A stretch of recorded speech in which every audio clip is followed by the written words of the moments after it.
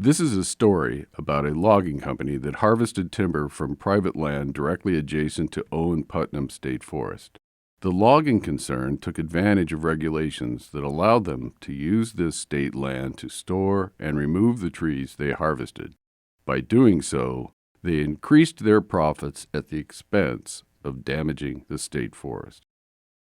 It is the public policy of Indiana to protect and conserve the timber, water resources, wildlife, and topsoil in the forests owned and operated by the Division of Forestry for the equal enjoyment and guaranteed use of future generations.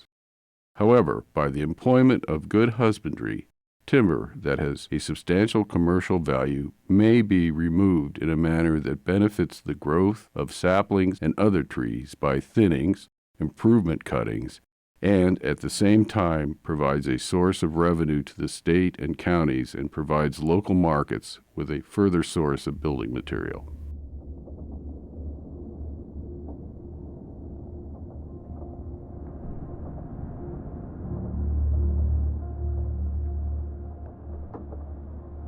It all began one fall night. Intrepid Owen Putnam friends of the forest hikers discovered evidence of logging. We discovered there was no harvest on state land. So out of curiosity, we went back, and this is what we found. Lots of equipment. This is a feller buncher on state land. A buck saw produces a buck pile of logs on state land. These are log debris left over on the landing.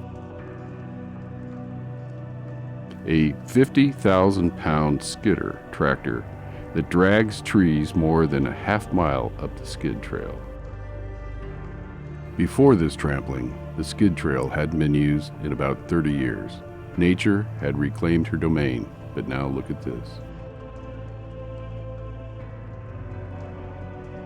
Even in December, erosion had begun.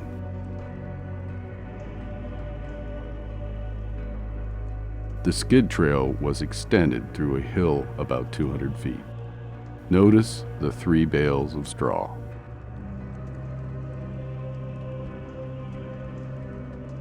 This is a view of the adjacent private land where the logging company harvested. Much of that 30 acres was clear-cut. Unlike a state harvest, each of those trees went a half-mile up the state forest skid trail. Ponder that for a few seconds.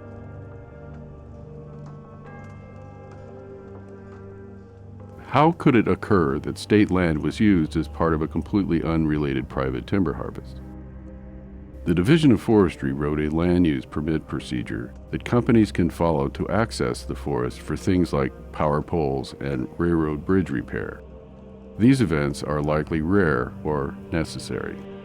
Conveniently, it also allows the removal of timber that was harvested on nearby land. In this case, the logging company used the state forest because they could. There was at least one other option they did not investigate. The logging company followed the procedure and entered into a land use agreement. They agreed to remove all the logging debris unless they were exempted.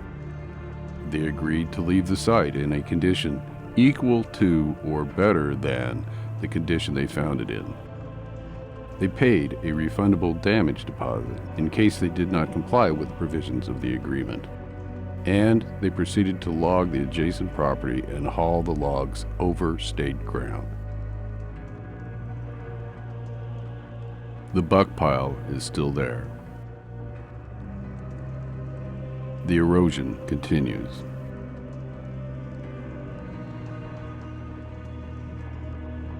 Bale of straw at the top of the skid trail is still there.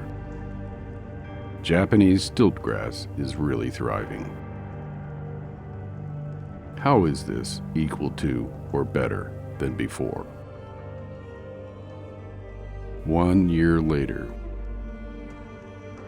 the buck pile remains.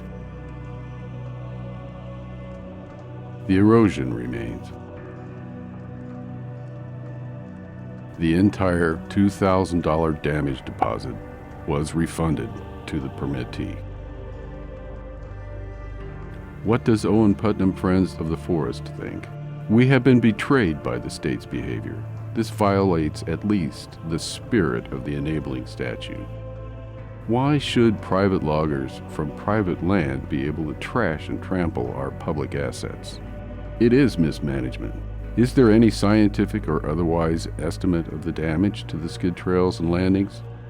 We think that it is neither equitable nor consistent. We think it happens too much. If used at all, it ought to be the last resort. This practice has gone on through multiple administrations. It's time to change the practice. What can you do?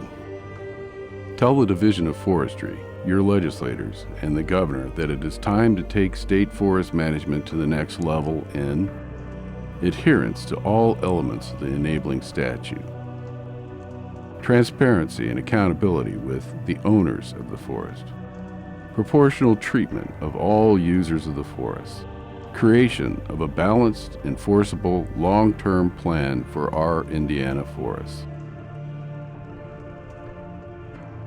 How can your voice be heard? By contacting the Division of Forestry and leaving your comment. By contacting the Indiana House of Representatives. By contacting the Indiana Senate. If you don't know your rep, use this link to find out. Contact the governor by visiting this link. For questions about this video, contact us at facebook.com/OPSFriends. Support the statewide organization advocating for public forests, the Indiana Forest Alliance, at indianaforestalliance.org.